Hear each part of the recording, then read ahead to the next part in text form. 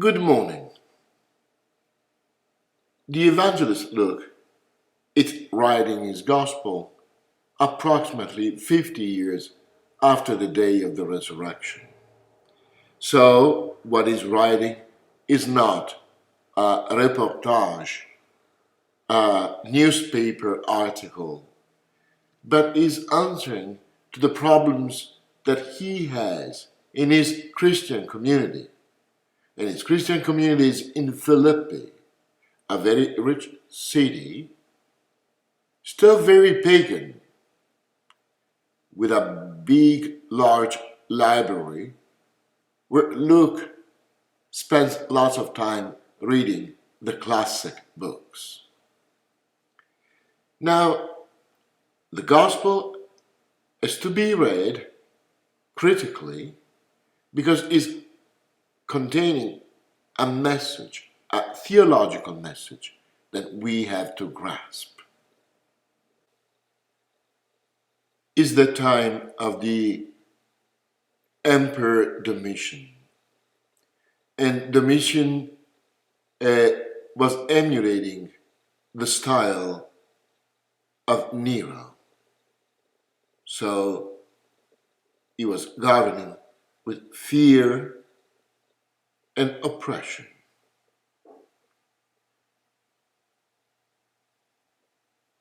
And in this time, many Christians, because of fear, they were questioning their faith.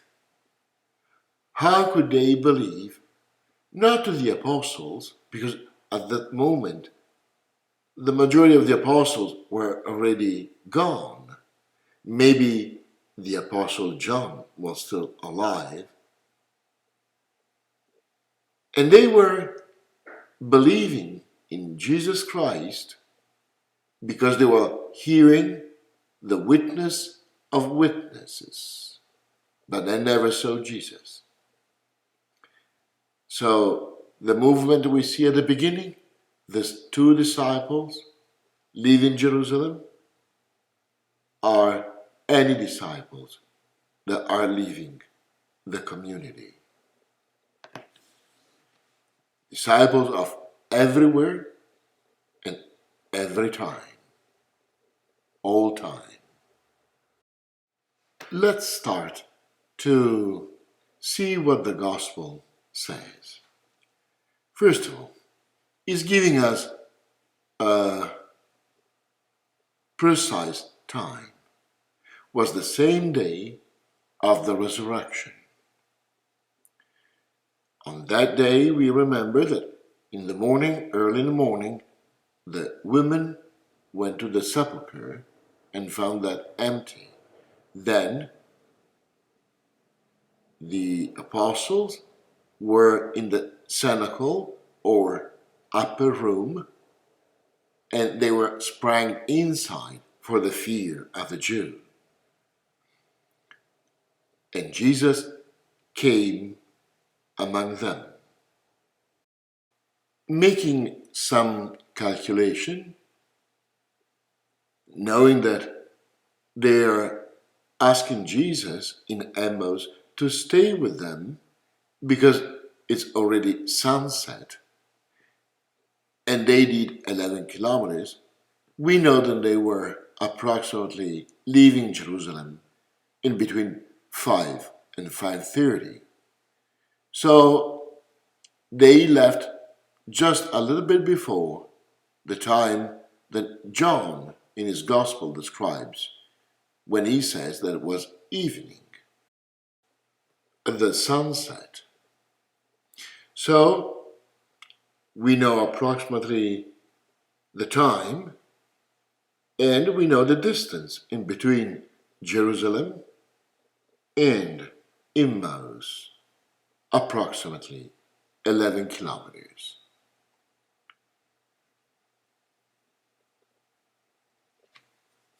Now, we know the time, we know the place.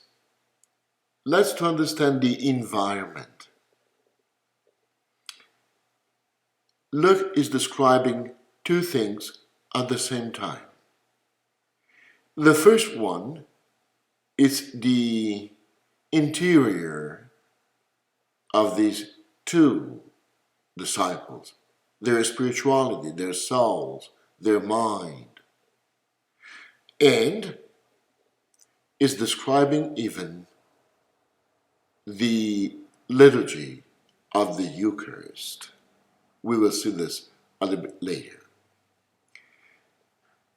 These two disciples are talking each other, but in reality, the text is saying that they are throwing words to one another.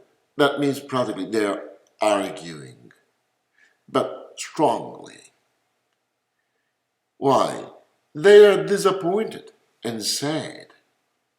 They had expectations, but these expectations didn't come through.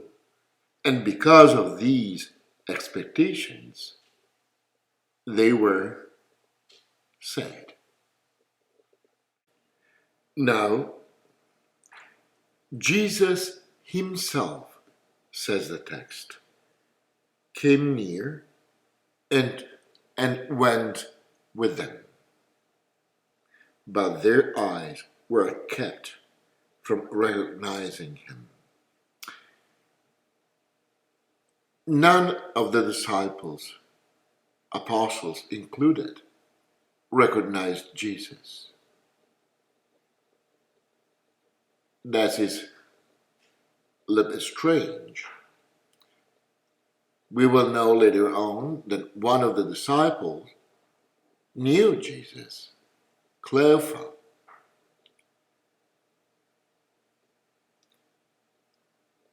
So their eyes were kept. Why? Because they were not any longer in the same place where they were before. It is not a geographic place, it's a spiritual place, a place of faith. That's why those with no faith cannot recognize Jesus.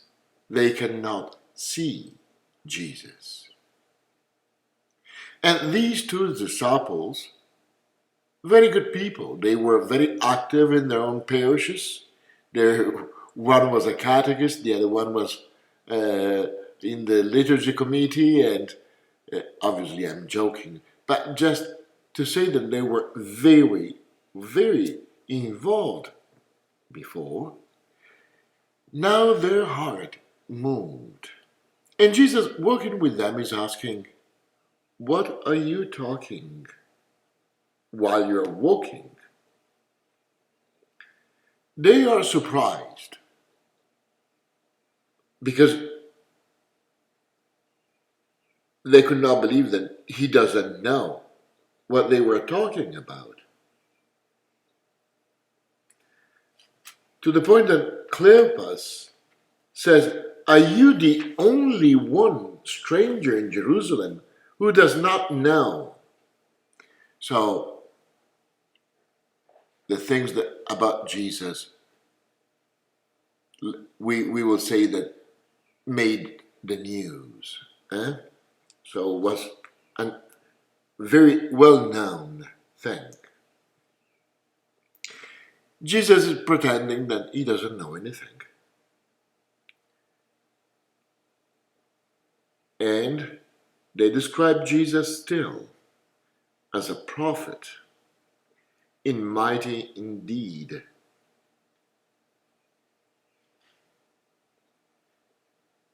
And before God and all people. Then he's ending with a sentence that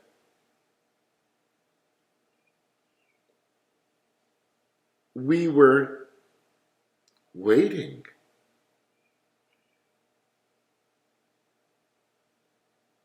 but nothing happened. That is the meaning. So they express all their disappointment. Then he said to them, now, first he doesn't know anything. And then he said, how foolish you are, and how slow of heart. In reality, is stubborn of heart. To believe all that the prophet have declared. So Jesus now, before didn't know anything, now is explaining everything to them while they were walking. So we had the first movement, the entrance, then the collect prayer, and now we have the liturgy of the word. And in this liturgy of the word is included the homily, the explanation of how all these events were already contained in the Old Testament and how they will explain the figure, the person of Jesus. So they arrived to Emmaus and Jesus is pretending to go ahead. So they still don't recognize him, even though at the beginning he pretended to not know anything. And then he explains everything. And the disciples are asking him to stay with them. Stay with us, because it's almost evening and the day is now nearly over. That means it's the sunset. Now, in the first Christian communities, the celebration of the Eucharist was exactly after the meal that was starting with the sunset. So is the time of the Eucharist. Those who were listening in the time of Luke, they knew that this is the time of the Eucharist. So he went to stay with them. Where? But probably they had a house, they had a family. So Jesus stayed with them. Now, we know the name only of one of the disciples. Why? Because the second disciple, it's me. It's you. We are witness of this gospel. After the liturgy of the word with the homily, now we have the offertory. When they were at the table with them, Jesus was with them, he took bread, blessed it, and broke it.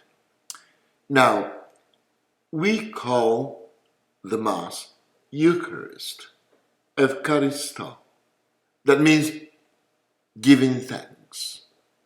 But in reality, at the beginning, was called the Fractio Panis, the breaking of the bread. So, to understand the message of Luke, today we will translate that Jesus took the bread, blessed it, and then he made Eucharistos. At that moment, their eyes were opened. Now, be careful because this is a passive. They were opened. They didn't open their eyes.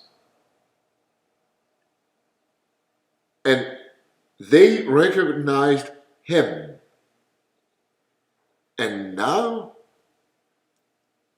they recognized him, and he, the text says, disappeared from their sight.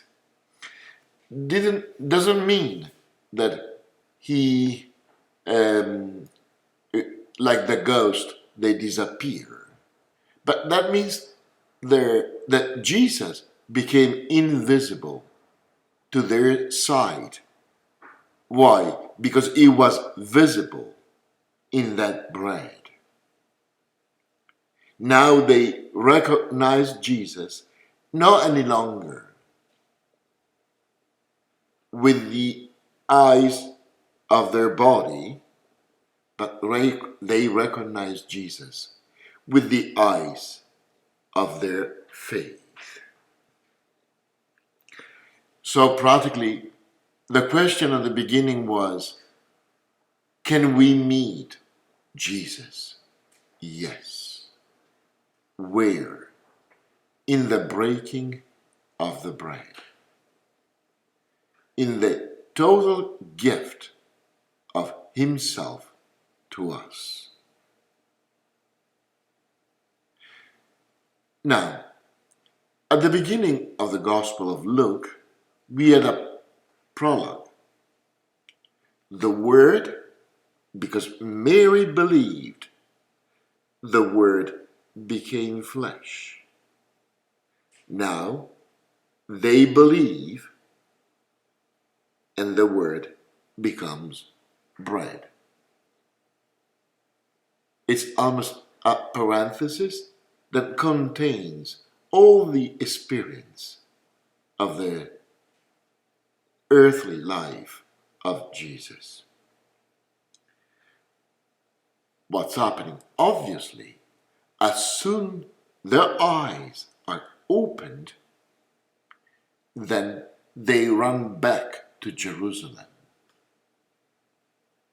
And they are asking to one another, was not our heart burning when he was talking to us? This gospel, I didn't do a deep analysis, but it's full of expression that belongs to the Old Testament. So this fire, it is the same fire that Moses sees on the burning bush. Is the burning bush outside of Moses or inside of Moses? They are saying that their heart was burning. So the experience of Jesus is not an experience like I meet John, Joseph, and Mary, any other person. The experience of Jesus makes the heart burning. Not only that, but the experience of Jesus, it shocks us, makes our heart tender. Why? Because in that moment, in contemplating his love for us, the breaking of the bread, we fall in love with him. It's the encounter of Jesus. It's not me giving myself to him, but first it's him giving himself to me. They run back and they are going to the disciples. And the disciples are saying, oh, we know it. The Lord has risen indeed, and he has appeared to Simon. Then they told them what happened on the way and how they knew them in the breaking of the bread. Now, we are still on the day of the resurrection. How do they know the Eucharist? The Last Supper was 4 days before, and only the apostles were in the upper room. How do they recognize the breaking of the bread? This is one community of a different time being united with the community of the apostles. That is the way that Luke explains how it's possible today, 50 years after the resurrection, to meet Jesus Christ. How is possible today, almost 2,000 years after the resurrection, to meet Jesus Christ in the same way? And do not divide the burning of the heart and the breaking of the bread. It's the word that becomes flesh. The same word that we hear is the same word that we eat.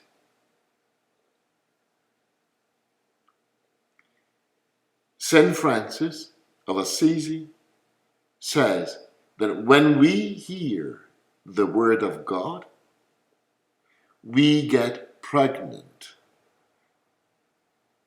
and we deliver Christ in our time